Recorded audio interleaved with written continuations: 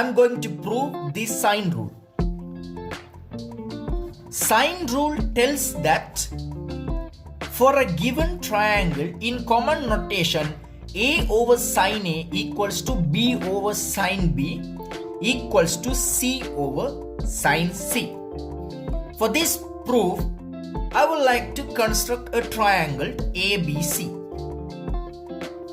This one is B, this one is A, and this one is C. So in common notation, this side C, this side B, and this side is A, and this angle is C, this one is A, and this one is B. So for prove this theorem, I am going to draw a perpendicular from the vertex B to the base AC,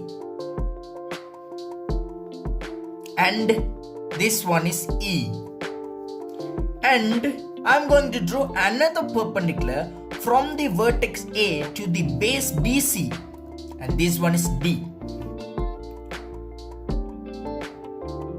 Therefore, consider this triangle. Consider this triangle BDA. AD is given by C sine B. This one is B, this one is C. So AD is given by C sine B. C sine B. That one is equal to B sine C. The length AD can be written in two ways. When considering this triangle, we can say that AD equal to C sine B. When considering this triangle, we can say AD equal to B sine C. Therefore, we come to a conclusion that C over sine C equal to B over sine B. This is the first equation. And next, BE.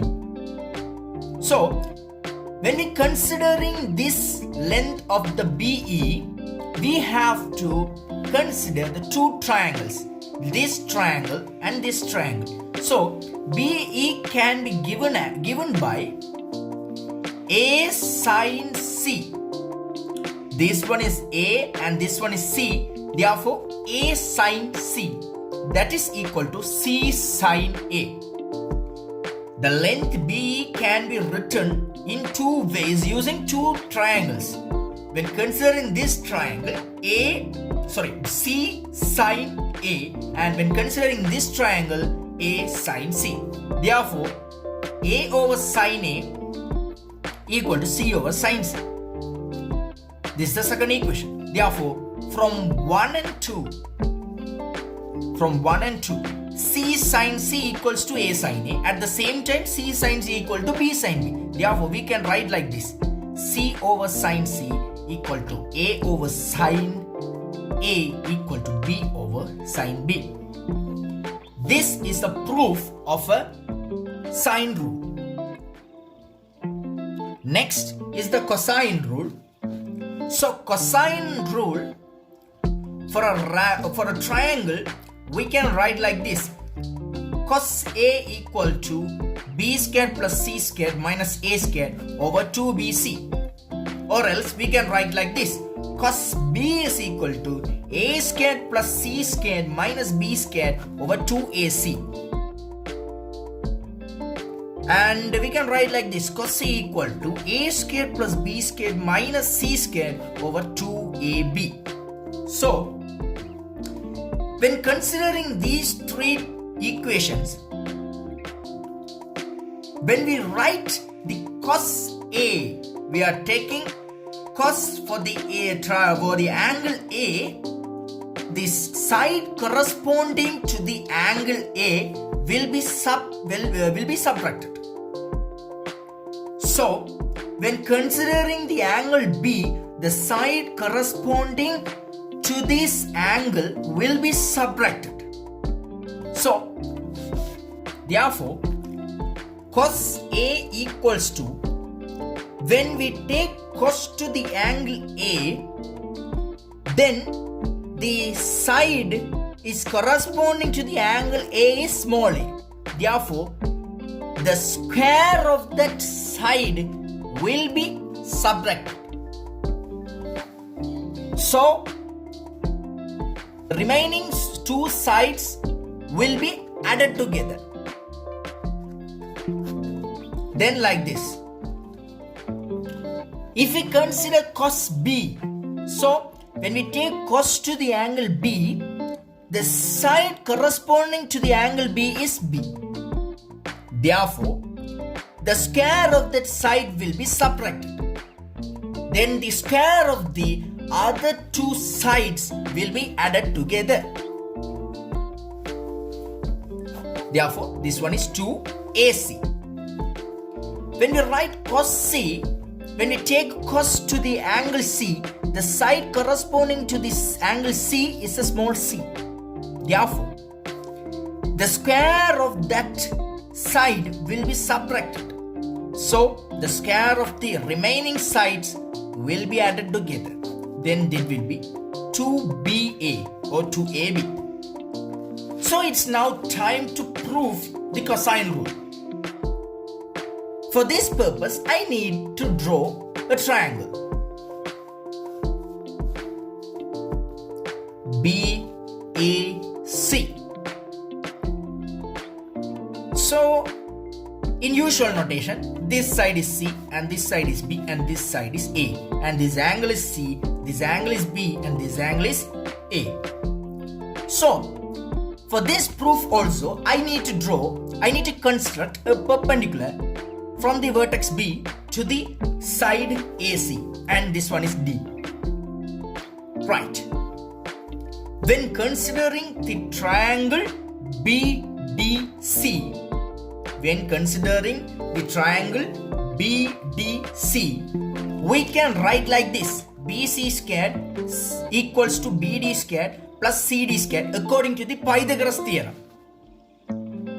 BC squared can be given as A squared and BD squared can be given as C sin A whole thing squared plus CD. CD squared can be given as B minus AD whole thing squared. Because this length is B, this one is BC, this one is AD. Therefore, we have to consider CD. Therefore, B minus AD is given CD. Therefore, C sin A plus B minus AD can be given by C cos A. Therefore, remove the bracket.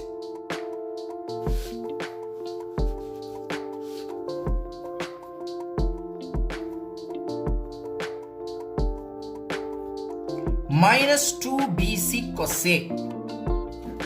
Then C squared sin squared A, C squared cos squared A. Therefore, when we take C squared, inside the bracket there is a sin squared A plus cos squared A, that is 1. Therefore, that is C squared second B squared sin 2BC cos A. So, this is the cosine rule. And we can write the area of a triangle named as ABC. We can write the area of a triangle ABC in terms of the sides and the angle. For an example, this angle is A and this angle is B, this angle is C and this side is C, this side is B, this side is A. Therefore, in trigonometry, we can use this symbol to indicate the meaning of area of a triangle. So, area of a triangle is given by half into BC sin A. We can write in another way also. Area of a triangle is equal to half into AC sin B. We can write in another way also. Equation of triangle is equal to half into AB sin C.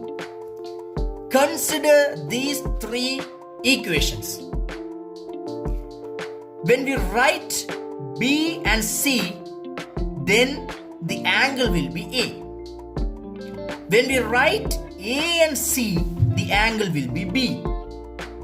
When we write A and B, the angle will be C. So, in this way, we can write the area of a triangle. And next, there's a proof A is equal to B cos C plus C cos B. In similar way, we can write B is equal to A cos C plus C cos A. In similar way, C is equal to A cos B plus B cos A. In these three equations also, we have a relationship. When we write A, for this side A, we are writing, then the side B and the side C and this angle C and the angle B will be related to this equation. So, A is equal to B cos C. The side is here and the angle C is here. Therefore, the side C is here, the angle B is here. Similarly, these three equations can be obtained. We can prove this theorem also. Consider this first one. I am going to take the RHS of this equation, B cos C plus C cos B. That's equal to B cos C. We know cos C equal to A squared plus B squared minus C squared over 2AB. Similarly, C cos B, we know that C squared plus A squared minus B squared over 2AC. Therefore, B cancel, C cancel. 2A is the LCM. Therefore, 2A. A squared plus B squared minus C squared plus C squared plus A squared minus B squared. A squared, 2A squared. B squared cancelled and C squared cancelled. Therefore 2A, 2 cancelled. Therefore answer is A. That is the LHS.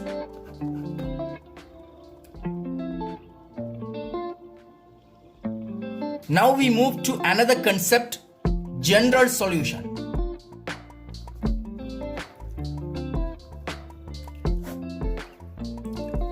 We are generally using this general solution for sine, cos and tan. So sine theta, when sine theta equal to sine alpha, where the alpha lies between minus pi by 2 and plus pi by 2. When we write sine theta equal to sine alpha, where alpha lies between minus pi by 2 and plus pi by 2, then the theta can be given by n pi plus minus 1 to the power of n alpha. Here n belongs to integer. Next, cos theta equal to cos alpha.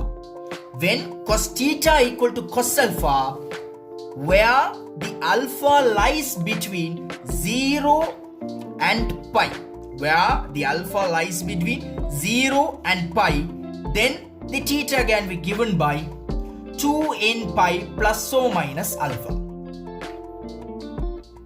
Here also n belongs to integer. Third one is tan theta equal to tan alpha, where theta lies between minus pi by 2 and pi by 2. But in sine theta equal to sine alpha equation, alpha is equal to the minus pi by 2 and plus pi by 2. But in tan, it will not equal to minus pi by 2 and pi by 2. It will only lies between minus pi by 2 and pi by 2. Therefore, theta can be given by n pi plus alpha. Here also n belongs to integer. So, these are the common equation when we are using the general solution in the exam papers. Thank you guys. Please subscribe our channel for more videos and press the bell icon to stay notified about my latest uploads.